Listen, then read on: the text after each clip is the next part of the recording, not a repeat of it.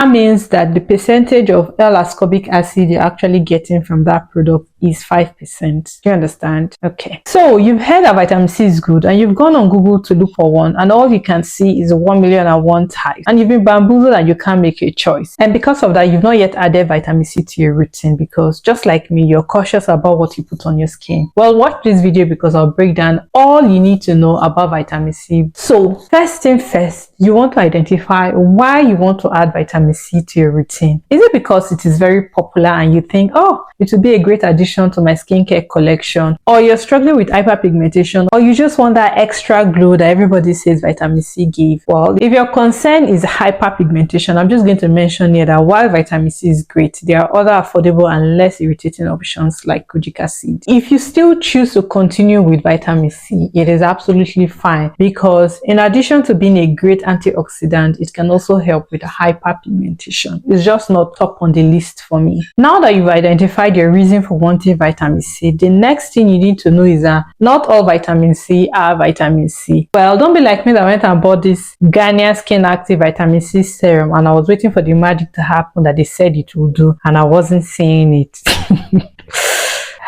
Anyway, so how do you identify if the product you're buying is actually a vitamin C containing product? Number one rule, read the full ingredient list. Go on their website, read the full ingredient list. In fact, any product that does not share its full ingredient list, do not buy, because there's a high chance that that product does not contain what it claims to contain. So now you've read the full ingredient list and you've seen that, okay, it actually does contain vitamin C, and vitamin C is in the top third of the ingredient list. Yes, so the top third of the ingredient list, because if it is not in the top third of the ingredient list, there's a high chance that that product just contains a really tiny percentage of vitamin C, which is not going to be effective. Let me give you an example. If you like Coca-Cola, for example, and you've gone to the market, but the seller now has gone to dilute that 1 cup of Coke into 10 liters of water. So while what you're buying may contain Coke, what you're actually buying is the water and not the Coke. Just like in my case with Skin Garnier, while that product actually does contain vitamin C, it's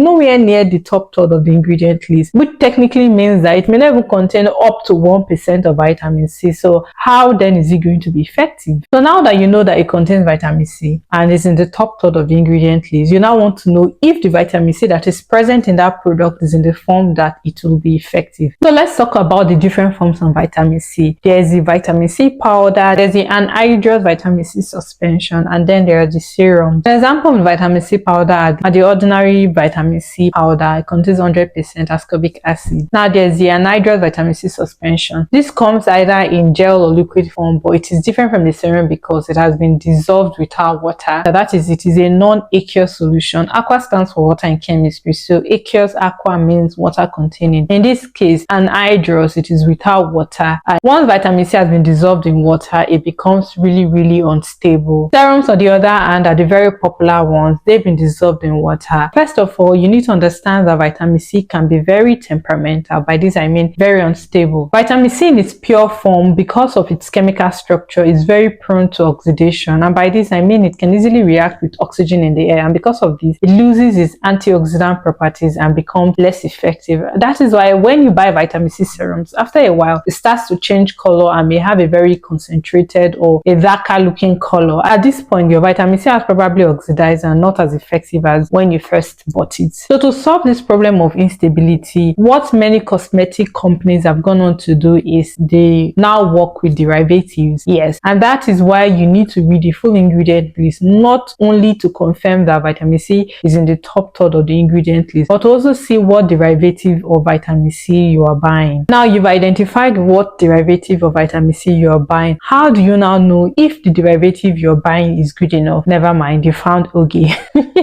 Now, the pure form of vitamin C is called L-ascorbic acid. I'm sure you guys already know this. So if you're checking on the ingredient list, you most likely will not find it written as vitamin C. You will see what sounds like ascorbic acid or whatever derivative, but it will contain the word ascorb. So if, for example, the product you're buying has listed at L-ascorbic acid in its ingredient list, that means you're buying the main thing, yes. However, the catch here is knowing what percentage of vitamin C you're buying. So generally, it is considered that concentrations of vitamin C between 5% and 20% are effective. So if the product you're buying contains vitamin C that is less than 5%, it is not going to be effective. And anything above 20% might be too harsh on sensitive skin. The derivatives of vitamin C, they are quite a long list, but researchers have found that the top 3 that are potent enough to be used in place of L-ascorbic acid are the magnesium ascorbyl phosphate, the tetrahexyl decoyl ascorbyl, and the ascorbyl glucoside. Other derivatives that some companies can also use are, I'm just going to read them out here, are the 3-O-ethyl ascorbic acid, the ascorbyl palmitate, sodium ascorbyl phosphate. So for magnesium ascorbyl phosphate, 1% of magnesium ascorbyl phosphate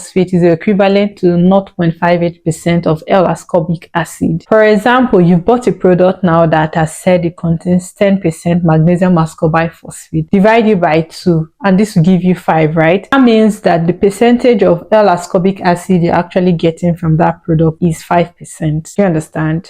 Okay. Next, tetrahexyl decoyl ascorbate. Now, to get the equivalent of L-ascorbic acid you're getting from this derivative, divide whatever percentage that product contains by 6, you get the true value of your L-ascorbic acid. You get, so for magnesium ascorbyl phosphate, you divide by 2. For tetrahexyl decoyl ascorbate, you divide by 6. Now for ascorbyl glucoside, you also divide by 2 to get the true equivalent of your L-ascorbic acid. I'm just going to recap. For magnesium ascorbyl phosphate, you divide by 2. For tetrahexyl decoyl ascorbate, you divide by 6. For ascorbyl glucoside, you divide by 2. So when you're looking to buy a product, check the percentage of whatever derivative is in that product and then divide by these values which I've given you. So if the outcome you're getting is less than 5%, just know that the vitamin C in that product might not be that effective. And if it is above 20%, it might be too harsh for you if you have sensitive skin. Remember, the sweet spot is between 5% and 20%. So I'm just going to stop here about derivative and go back to the beginning of my video when I mentioned that there are different forms of vitamin C available on the market. I'll mention what the advantages and disadvantages. The powder form is very affordable. In fact, I think ordinary sells theirs for about £6 thereabout.